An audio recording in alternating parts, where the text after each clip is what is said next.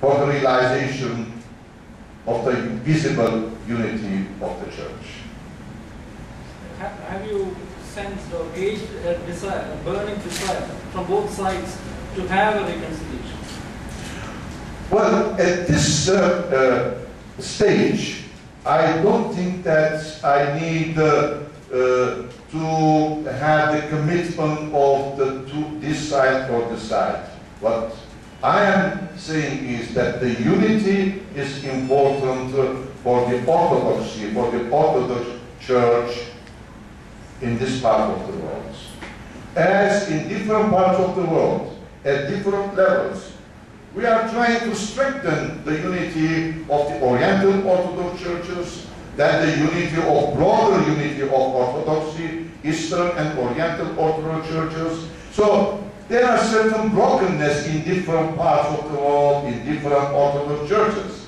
So we should be together with the clergy, together with the laity, because the church is the community. You're part of the church. Some of you who are Christians, you're part of the church. I am not the church. I'm at the service of the church. The clergy is at the service of the church. We together constitute the church. Therefore, we should work together to heal any brokenness, whether it's in India or in different parts of the world, which really makes the church suffer. The church of Christ should be a united one. As I said, unity is the gift of God, and at the same time, it is a call of Christ. Can we expect a follow-up from your side on this topic here in the Indian church? As I said, you see, I am at the service of any effort aimed at reconciliation and the unity. Whether it is in India or in Lebanon or in any part of the world. The more question is from which side the first... I don't care about the sides. I am not speaking about the sides. The church has no side. I'm speaking about the church. Who should take the initiative? Well, I said I am at the service. I am speaking English and you understand English. I said and I repeat, I am at the service of any effort, of any initiative, of any program or projects aimed for or towards the reconciliation and unity of the church. Not only the Orthodox Church, but any church. Next question. What about your country, Lebanon? The issues, Lebanese issues. Your own country. Yes. Is there any problem in Lebanon? The question is that how much freedom you are having in Lebanon as a minority Christian community? How much freedom? We are not minority. Who told you that we are minority? Christian is a country where Christians and Muslims live together harmoniously, and they share on equal basis the political power. The system is such in which all the communities, each community according to its numerical size, participate in the political system, and they share the political power of Lebanon. Christians are not minorities in Lebanon. In Lebanon we have 18 different Christian and Muslim communities, and we live together, as I said, peacefully. This is the particularity of Lebanon. Any other question?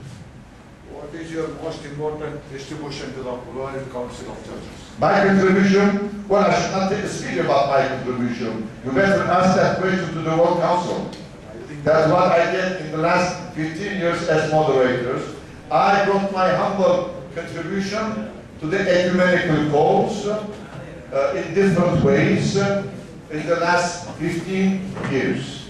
Let the World Council and the people writes the history of the World Council, you see, speak about my humble contribution to the World Council of Churches and to the ecumenical movement at large.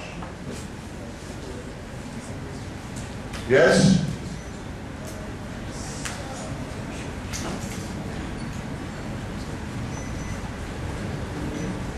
Any question I see? is there any scope for further You're the facilitation? spokesperson to our group, okay, go. Are you angry with me? No, no, I'm not. But you're repeating yourself. You're posing the same question from different angles. Bishop, do you think that you can facilitate a broader interaction between East and Oriental churches after your visit? Is there any scope of facilitating more interaction between the churches here and the world over? Well, I mean, as I said, we are trying. I mean, it's not easy. You see, speaking about the general situation, not also the Indian situation, but the general Oriental Eastern Turkey situation, you see, these two families of the churches have been dividing, you see, in the last 15 centuries. It's not easy, you see, to overcome some of the prevailing problems, difficulties, different positions, different theological teachings. So it needs some time. It needs patience. But we need to engage in a process of awareness building. At the same time, confidence building. I think this is very important. Confidence building. Many of the problems of the world of today are related directly or indirectly to the lack of confidence between nations, between religions, between the churches. We need to build confidence. If there is no confidence, any sort of agreement or consensus, political or religious, on the sheet of papers, it's nonsense. The people, on the level of people, we need to build confidence. Confidence generates mutual respect and mutual understanding. Confidence is the most efficient way of reaching mutual understanding and tolerance. We have to combat intolerance. We have to combat lack of confidence, lack of mutual understanding. Tolerance building, confidence building must become the sustaining values, the sustaining powers of our community. And as churches, we must build broader communities. We are living with other religions. We cannot live in this world dominated by globalization. We are all online. We are all in communication with each other. The world has become a small, very small, and we live together as you know, all of us are minorities. We are living together as neighbors.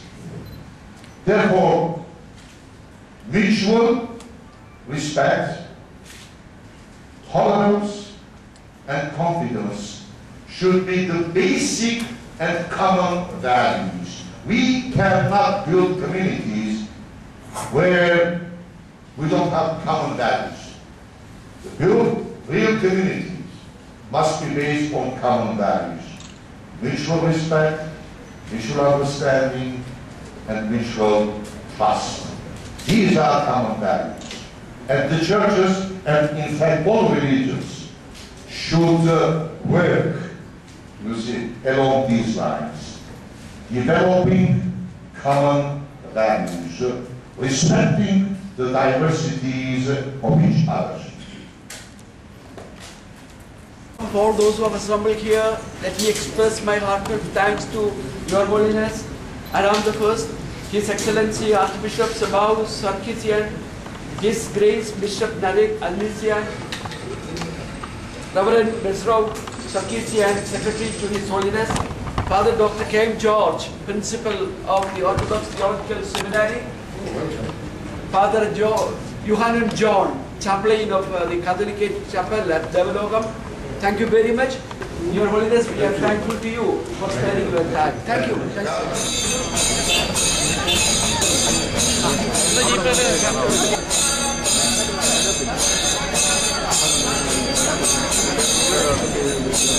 you.